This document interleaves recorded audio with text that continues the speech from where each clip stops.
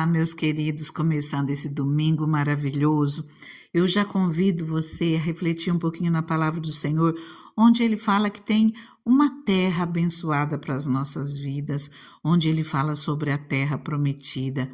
Aqui o Senhor estava falando com o povo de Israel, mas eu parei para nós refletirmos nessa palavra, para nós meditarmos nela e tomarmos posse como uma palavra profética para aquilo que o Senhor tem para fazer na minha vida, na sua vida, que nós possamos levantar os nossos olhos para o amanhã com confiança, sabendo que o Senhor está conosco e o nosso Deus é um Deus abençoador.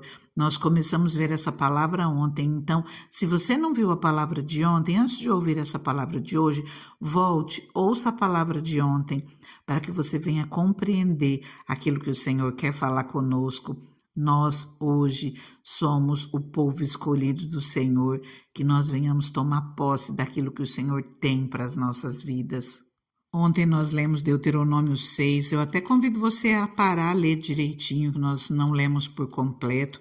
Hoje eu quero ler alguns versículos do 7.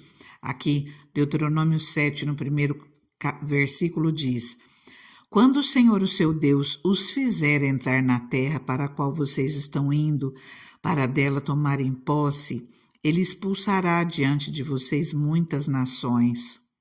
Finalzinho do 1. Nações maiores e mais fortes do que vocês. E quando o Senhor, o seu Deus, as tiver dado a vocês, não façam com elas tratado algum. Versículo 5. Assim vocês tratarão essas nações, derrubem os seus altares, quebrem as suas colunas sagradas, cortem os seus postes sagrados e queimem os seus ídolos, pois vocês são um povo santo para o Senhor, o seu Deus. O Senhor, o seu Deus, os escolheu dentre todos os povos da face da terra para ser o seu povo, o seu tesouro pessoal. E só para que você, dá uma paradinha aqui, só para que você tome posse dessa palavra que nós estamos vendo com confiança no Senhor, eu quero ler lá no livro de 1 Pedro, no finalzinho da Bíblia, capítulo 2, versículo 9 e 10. Vocês, porém, são geração eleita, sacerdócio real, nação santa, povo exclusivo de Deus, para anunciar as grandezas daquele que o chamou das trevas para a sua maravilhosa luz. Antes vocês nem sequer eram povo, mas agora são povo de Deus. Não haviam recebido misericórdia, mas agora a receberam. Amém? Então abra o teu coração e deixa o Senhor falar contigo. Abra o teu coração sem medo daquilo que o Senhor pode ou não pode fazer por você. O Senhor, ele pode sim te colocar numa terra boa. Não vai ser essa mesma terra que o Senhor prometeu para esse povo que estava com Moisés nessa época. Não, mas é aquilo que você precisa hoje, no seu dia, a terra que você necessita, aquilo que o Senhor pode fazer de extraordinário na sua vida. E ele fala que nós tomaremos posse dessa terra através dessa palavra, só que ele deixa bem claro para nós nos afastarmos daquilo que nos afasta de Deus, para nós tirarmos do nosso caminho tudo aquilo que nos contamina de uma maneira ou de outra. Leia direitinho depois na sua casa, presta atenção nessa parte, porque se nós queremos ser abençoados pelo Senhor, nós precisamos estar em obediência àquilo que Ele nos ensina. E Ele fala para nós não nos misturarmos com aquilo que não agrada a Ele, para nós não fazermos nenhum tratado com aquilo que não provém do Senhor, que serve a outros deuses. E se nós obedecermos a palavra do Senhor, Ele nos abençoa. Versículo 9 nos diz: saibam, portanto, que o Senhor, o seu Deus, aqui Deuteronômio 7, versículo 9, tá? Voltando. Saibam, portanto, que o Senhor, o seu Deus, é Deus.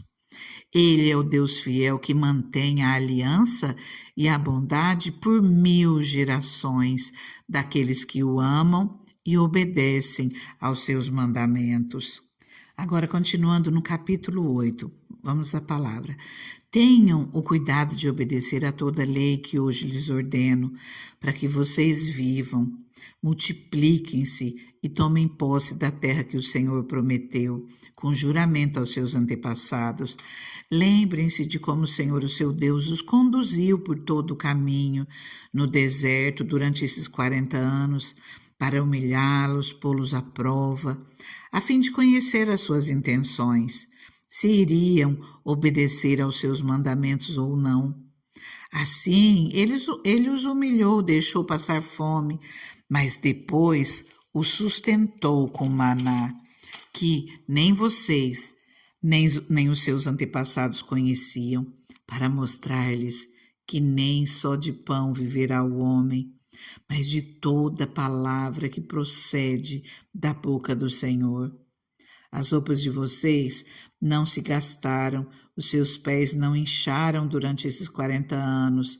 Saibam, pois, em seu coração, que assim como um homem disciplina o seu filho, da mesma forma o Senhor, o seu Deus, os disciplina. Obedeçam aos mandamentos do Senhor, o seu Deus, andando em seus caminhos, dele tendo temor, pois o Senhor, o seu Deus, os está levando a uma boa terra, cheia de riachos e tanques de águas, de fontes que jorram nos vales e nas colinas, terra de trigo, de cevada, videiras, figueiras, romãzeiras, azeite de oliva e mel, terra onde não faltará pão e onde não terá falta de nada, terra onde as rochas têm ferro e onde vocês poderão extrair cobre das colinas. Depois que tiverem comido até ficarem satisfeitos, louvem o Senhor, o seu Deus, pela boa terra que lhes deu. Queridos, olha só, aqui é uma confirmação falando que o Senhor, ele nos abençoa, ele nos coloca num lugar abençoado, ele abençoa, ele confirma os nossos passos, as obras das nossas mãos, que nós venhamos pedir sabedoria para o Senhor, direcionamento, para que nós venhamos viver um caminho onde ele vai confirmar os nossos passos. Aqui está falando que nem só de pão viverá o homem, mas de toda palavra que procede da boca de Deus. O Senhor, ele nos guia, ele nos ensina, ele nos abençoa. Queridos, e está falando das lutas que nós já enfrentamos, as lutas, as dificuldades, as provações. Nós passamos por sufoco, eu passei por muito sufoco, mas o Senhor, ele nos sustentou, ele até ficou com a sua mão retirada por um tempo, mas quando nós clamamos, quando nós buscamos, quando nós chamamos por ele imediatamente ele vem e ele nos segura pela mão, ele nos sustenta no meio das lutas. E mesmo que ele tenha que manter as nossas roupas, mesmo que ele tenha que manter os nossos calçados, que a gente passe por um período que não tenha tanta abundância, tanta fartura, mas o Senhor, ele cuida de nós, ele nos sustenta. Só que também fala que ele nos disciplina. A palavra do Senhor é clara. O pai que ama corrige. O Senhor, ele ama o seu filho, por isso ele corrige o seu filho. Ele disciplina. Então, às vezes nós passamos por lutas, mas é para que nós venhamos nos achegar ao Senhor de todo o coração. E a palavra continua aqui no versículo 10. Depois que tiverem comido até ficarem satisfeitos, louvem o Senhor, o seu Deus, pela boa terra que lhes deu. Tenham o cuidado de não se esquecer do Senhor, o seu Deus, deixando de obedecer aos seus mandamentos, às suas ordenanças. Versículo 12. Não aconteça que depois de terem comido até ficarem satisfeitos, de terem construído boas casas e nela morado, de aumentar os seus rebanhos, sua prata, seu ouro, todos os seus bens, aí o seu coração fique orgulhoso e vocês se esqueçam do Senhor, o seu Deus, que o tirou da terra da escravidão. Ele os conduziu pelo imenso e pavoroso deserto, por aquela terra seca, sem água, terra de serpentes, escorpiões venenosos. Ele tirou água da rocha para vocês, o sustentou no deserto com maná, que os seus antepassados não conheciam, para humilhá-los e prová-los, a fim de que tudo fosse bem com vocês. Depois disso, não digam, pois em seu coração, a minha capacidade e a força das minhas mãos ajuntaram para mim toda essa riqueza. Ah, que nós venhamos tomar cuidado e não venhamos nos esquecer que foi o Senhor quem nos capacitou, quem foi o Senhor quem nos abençoou, quem foi o Senhor que nos socorreu. Versículo 18. Lembrem-se do Senhor, o seu Deus, pois é Ele que lhes dá capacidade de produzir riqueza, confirmando a aliança que jurou aos seus antepassados, conforme hoje se vê. Antes de entrar na terra prometida, Moisés ele advertiu aquele povo do grande período que poderia acabar por destruí-los. Moisés alertou de que após tomarem posse da terra e desfrutarem da abundância, da prosperidade que Deus dera para eles, que eles não se esquecessem de Deus, nem de que ele os livrara sobrenaturalmente do cativeiro egípcio e os fizera prosperar. Deus, Ele nos livra do cativeiro do pecado, Ele nos livra do cativeiro da morte e Ele abençoa as nossas vidas, Ele nos faz prosperar.